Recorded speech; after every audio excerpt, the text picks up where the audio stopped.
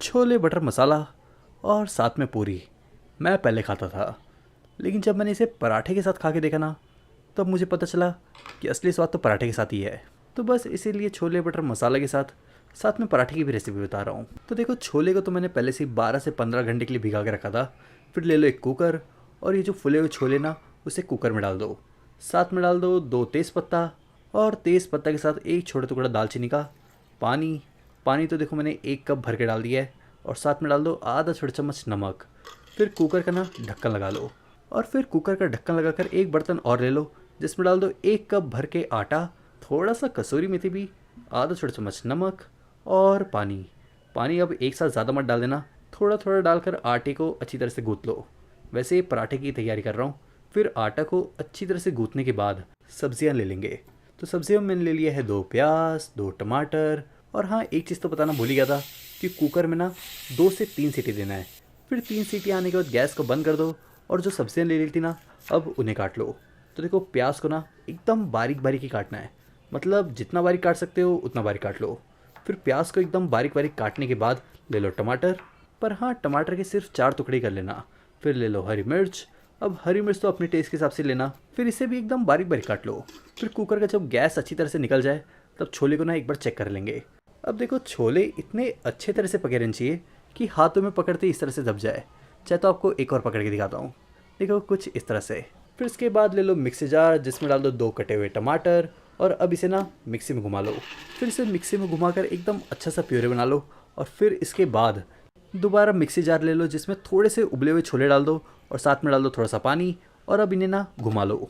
देखो, जो छोले उबाल लिए थे ना, उसमें से आधे कप छोले लेके इसमें डाला है, और इसे मैं क्यों मिक्सी में घुमा रहा हूँ वो मैं आपको आगे बताता हूँ। फिर इसे मिक्सी में घुमाने के बाद एक पैन में थोड़ा सा तेल डाल दो, लगभग 2 चम्मच। साथ में डाल दो 1 चम्मच भर के बटर, और फिर तेल बटर दोनों को ही अच्छी तरह से गर्म कर लो। और दोनों को गर्म करने के बाद इसमें डाल दो आधा छोटा चम्मच जीरा, और फिर जीरा को भी अच्छी तरह से पकने दो। फिर ले लो बारीक कटा हुआ प्याज, वही वाला 2 प्याज जिसे बारीक बारीक काट लिया था। अब गैस का फ्लेम मीडियम पर रख के प्याज को भी अच्छी तरह से पका लो। और जब प्याज अच्छी तरह से पक जाए, तब इसमें ना डाल दो हरी मिर्च।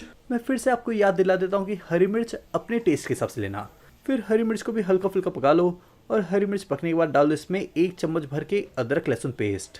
वैसे बहुत लोग अदरक लहसुन पेस्ट डालना प्रेफर नहीं करते, तो आप बारीक कटा हुआ अदरक लहसुन भी डाल सकते हो, लेकिन हाँ, उसे एकदम स्टार्टिंग में डाल देना। फिर जो टमाटर को मिक्सी में घुमा लिया था वो डाल दो, और इसे भी अच्छी तरह से पका लो, क्योंकि इसे हमने कच्चा ही पीसा था।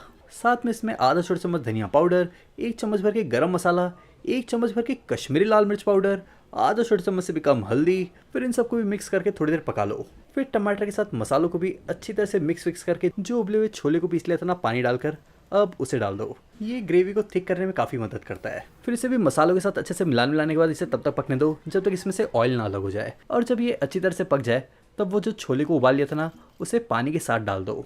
फिर इसे भी तब तक पका लो जब तक पानी उबल के एकदम कम ना हो जाए। और जब पानी थोड़ा बहुत कम हो जाए, तब इसमें डाल दो नमक और बारीक कटी हुई धनिया। फिर नमक और बारीक कटी हुई धनिया को भी अच्छी तरह से मिला लो। फिर दोनों को ही अच्छी तरह से मिलाने के बाद अब ये रेडी है, तो इसे अब साइड में रख दो। फिर इसके बाद जो आटे को गूंथ लिया था वो ले लो। फिर अब इसका बनाना है पेड़ा।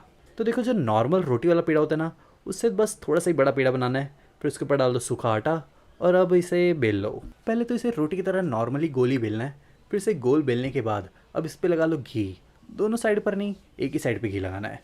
फिर इस तरह से फोल्ड करने के बाद इस साइड पे भी घी लगा लो, और अब इसे ना दोबारा बेल लो। फिर इसे नॉर्मली बेलने के बाद अब ना इसे सीधा डाल दो गर्मा गर्म तवे पर। तवा एकदम गर्म ही रखना। फिर तवे पे डालने के बाद इस पर दोबारा घी लगा लो, और इस बार ना पलट पलट कर दोनों साइड पे घी लगाना है। फिर दोनों साइड पे घी लगाकर अच्छी तरह से इसे सेक कर इस तरह से पका लो, और फिर इसे गर्मा गर्म सब्जी के साथ सर्व कर लो। अगर दोनों रेसिपी अच्छी लगी तो वीडियो को लाइक करो, शेयर करो। शेफ प्रतीक्स किचन को अगर सब्सक्राइब नहीं किया है तो जाके सब्सक्राइब कर लो।